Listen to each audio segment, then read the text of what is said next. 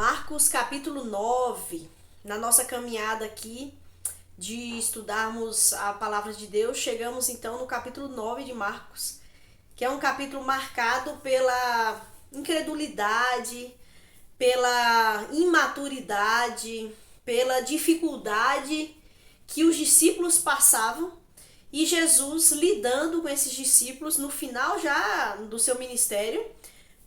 Faltava um pouco tempo para Jesus ir para Jerusalém, sofrer a crucificação.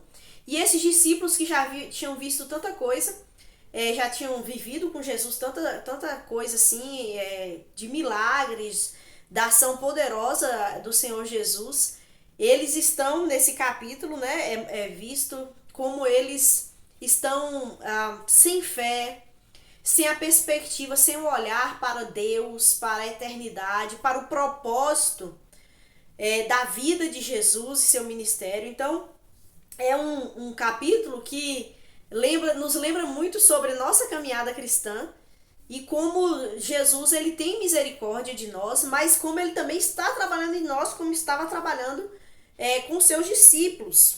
Porque esse capítulo começa com a transfiguração.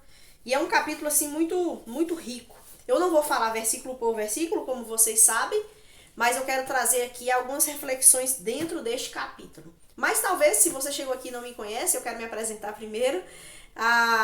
Sejam todos muito bem-vindos. Meu nome é Alba e você está no canal há pouco tempo.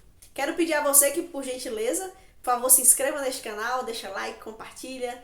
Fique à vontade aí para ver os outros conteúdos aqui, lembrando que sai vídeo aqui todos os dias da semana. E no sábado em especial nós estamos estudando um capítulo da Bíblia por dia, por semana na realidade, e chegamos ao capítulo 9 de Marcos, como eu tenho dito. E esse capítulo começa com a transfiguração.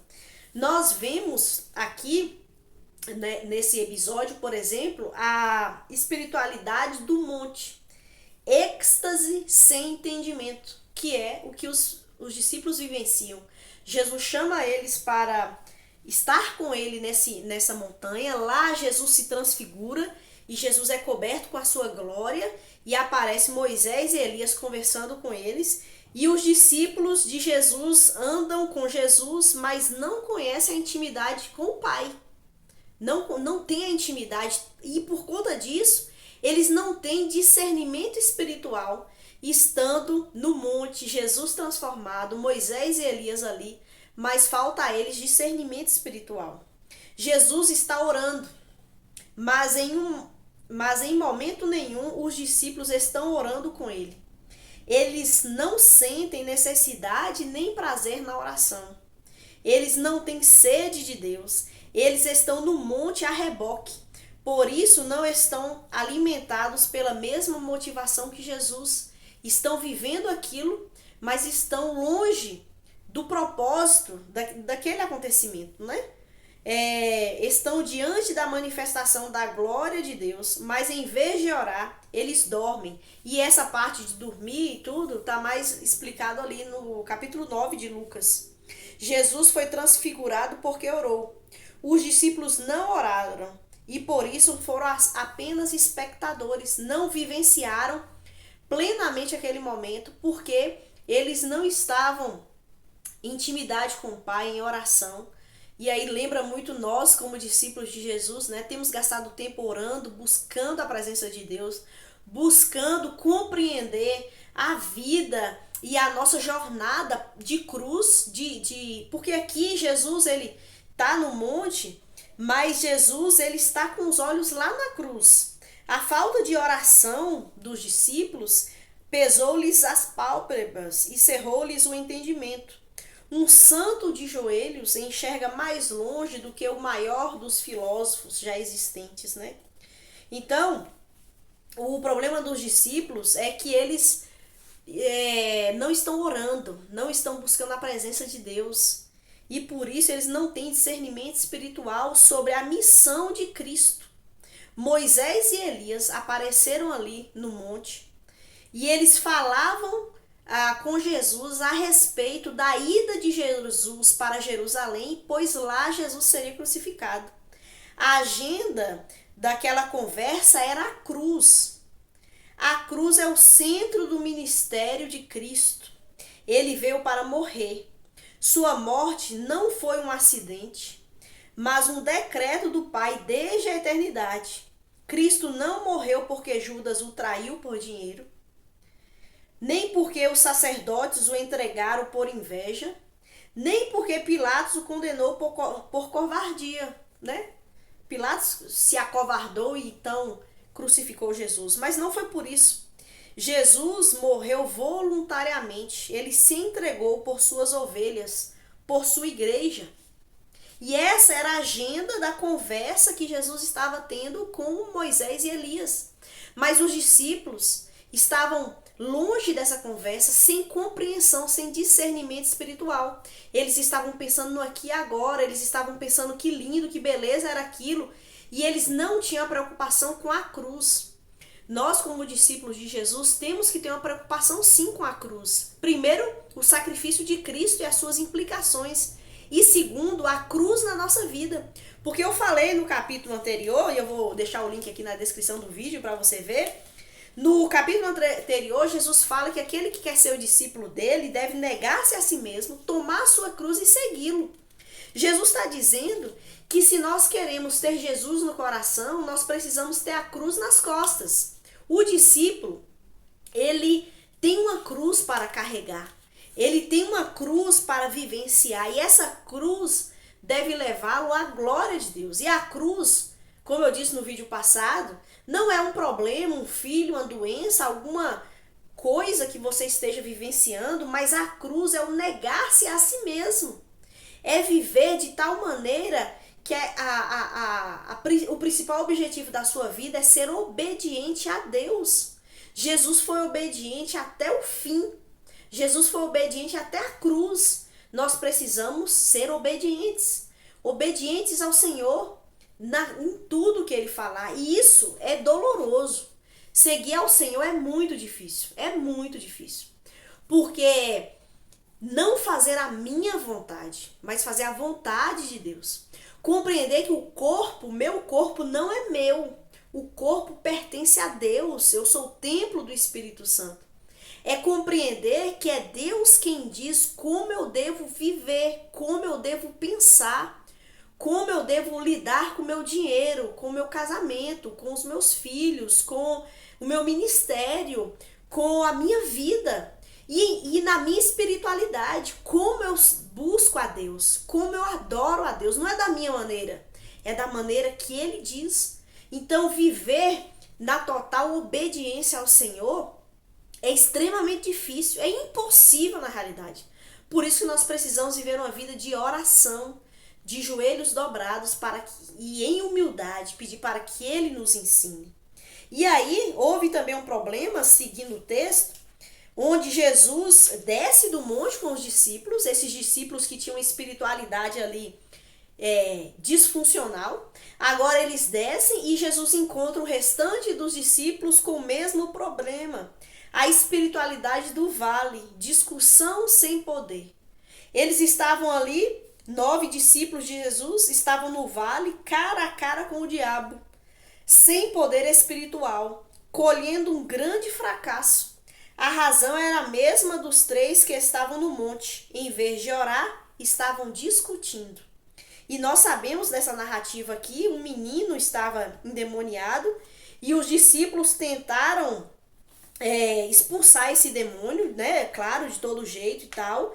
E o demônio não se curvou, não obedeceu às ordens daqueles discípulos. Por que não? Porque os discípulos não estavam da dependência do Senhor. Eles estavam negligenciando a oração, a intimidade com Deus. Na realidade, eles estavam preocupados e se envolvendo em outras discussões. Discussão do porquê não conseguia, ao invés de ir para o joelho, para se dobrar diante de Deus. E aí Jesus chega. E aí Jesus vendo aquela cena, Jesus então pega aquele menino e o pai clama a Jesus. Jesus tem misericórdia. O demônio, quando pega esse menino, joga ele na água, joga ele no fogo, e ele tem sido atormentado. E aí Jesus fala perguntou Jesus: tudo é possível aquele que crê. Jesus afirmou, né? E o pai falou: no mesmo instante, o pai respondeu: eu creio, mas ajuda-me a superar a minha incredulidade. Esse homem, ele tinha uma ação que os discípulos precisavam ter: clamar ao Senhor: Senhor, me ajuda com a minha incredulidade. E aí, Jesus então expulsa aquele demônio, e aquele pai tem uma fé fortalecida. E mais adiante, diz assim o versículo 28. Depois, quando Jesus estava em casa com seus discípulos, eles perguntaram: por que não conseguimos expulsar aquele espírito impuro? Jesus respondeu: essa espécie só sai com oração. O problema dos discípulos era a falta de oração, falta de busca por Deus, falta de uma espiritualidade focada em Cristo e sua cruz, mais uma vez. Eles estavam envolvidos em outras discussões. E Jesus então chama eles para essa realidade. Vocês precisam orar. Vocês precisam tomar a cruz, porque antes, no capítulo 8, como eu disse, Jesus tinha falado para eles isso, que eles precisavam negar-se a si mesmo, tomar a cruz e seguir. Jesus acabara de falar sobre autossacrifício e os discípulos discutem sobre autopromoção, porque agora na sequência Jesus ele fala da sua morte, ele diz que ele vai morrer, que ele será crucificado, mas que ele vai ressuscitar. E aí os discípulos entram em qual discussão? De quem vai ser o maior no reino dos céus. Jesus falando sobre cruz, falando sobre entrega, falando sobre a necessidade do sacrifício, e os discípulos entraram numa discussão preocupados com autopromoção. Enquanto Jesus fala que está pronto a dar a sua vida, os discípulos discutem quem entre eles é maior. Eles estão na contramão do Espírito de Jesus, na contramão dos ensinamentos de Jesus. E isso é uma coisa muito séria que acontece conosco. Muitas vezes nós estamos preocupados só com as nossas necessidades, com a nossa vida, com o aqui e o agora. Nós queremos as bênçãos de Deus, nós queremos a aprovação de Deus, mas baseado em nós. E a vida não é sobre nós, é sobre Cristo, é sobre a cruz de Cristo. Não é nada sobre nós, mas é sobre a ação que Cristo teve na cruz do Calvário.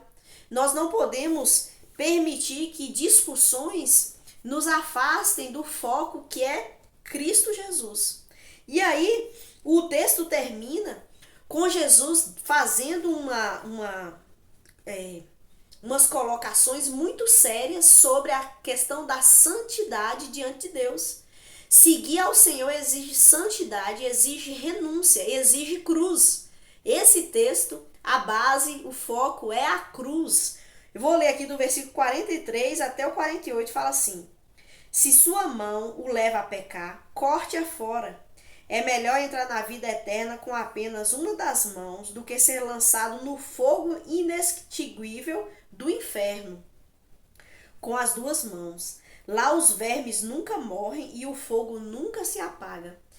A descrição bíblica que fala mais pormenorizada, mais explicativa a respeito do inferno é nos evangelhos. Da boca de Jesus, ele disse qual é o futuro daqueles que rejeitam a cruz de Cristo. Se seu pé o leva a pecar, corte-o fora. É melhor entrar na vida eterna com apenas um pé do que ser lançado no inferno com os dois pés. E de novo ele explica como é o inferno. Lá os vermes nunca morrem e o fogo nunca se apaga. E se seu olho leva a pecar, lance-o fora. É melhor entrar no reino de Deus com apenas um dos olhos que ter os dois olhos e ser lançado no inferno. Lá os vermes nunca morrem e o fogo nunca se apaga. Veja a seriedade e a dimensão da obra de salvação de Cristo. Cristo quer nos salvar desse local, mas é necessária obediência, como eu disse, é necessário tomar a sua cruz e seguir a Jesus. O reino de Deus exige renúncia de tudo aquilo que nos afasta da santidade. O reino de Deus é o reino da santidade. Aqueles que vivem na prática do pecado jamais entrarão nele. Por isso, tudo o que se constitui tropeço no caminho da santidade deve ser radicalmente removido. É isso que o texto está falando. Qualquer sacrifício é insignificante em comparação com o supremo valor de pertencer a Cristo. E aí, eu quero concluir esse vídeo, esse tempo nosso, justamente com essa perspectiva. É duro, é sofrimento, é renúncia, mas vale a pena. Hebreus capítulo 12 diz que Cristo, olhando a glória, olhando a alegria que lhe estava preparado, suportou a cruz. Nós temos uma alegria preparada para nós. E lhe digo mais, o fato de tomar a cruz, de abraçar a cruz e de seguir a Cristo da maneira de Cristo, na dependência do Espírito Santo, com a ação de Deus sobre as nossas vidas, nos alegra, provoca em nós regozijo, porque vai sendo tirado, expurgado de nós pecados que tapam a nossa visão, que encobrem os nossos ouvidos, que endurece o nosso coração. Isso tudo vai sendo arrancado. E aí nós vamos nos tornando, de fato, seres humanos completos, seres humanos felizes, seres humanos agora livres de todo embaraço, livres de todo peso, livre de tudo que tem afligido a nossa vida, e o vazio existencial da nossa vida é preenchido. Então a cruz não se torna mais algo desesperador, mas se torna a alegria de estarmos com Cristo, porque Cristo nos satisfaz. Cristo nos satisfaz. E veja que nesse texto Jesus dá 3 exemplos, usa 3 figuras muito interessantes: os olhos, as mãos e os pés. O que vemos, o que fazemos e aonde vamos pode constituir em tropeço para a nossa alma. Então, andemos mais vigilantes com relação a como nós temos vivido, porque pode se tornar um peso, pode se tornar um tropeço para a nossa vida. Quando Deus exige essa radicalidade de vida, Ele nos dá capacidade para viver da forma que Ele quer, Ele nos dá capacidade. E Ele nos preenche com tudo que nós precisamos em Cristo, a, de fato, delícias perpetuamente. Servir ao Senhor, obedecer ao Senhor nessa radicalidade vale a pena. Vale a pena nesta vida e vale a pena na eternidade. Então se anime, olhe para o Senhor, obedeça a sua palavra, viva para a glória de Deus, porque vale a pena. E dessa forma você será de fato feliz, completo e autêntico. Que Deus te abençoe. Muito obrigada por você me acompanhar até aqui e até a próxima.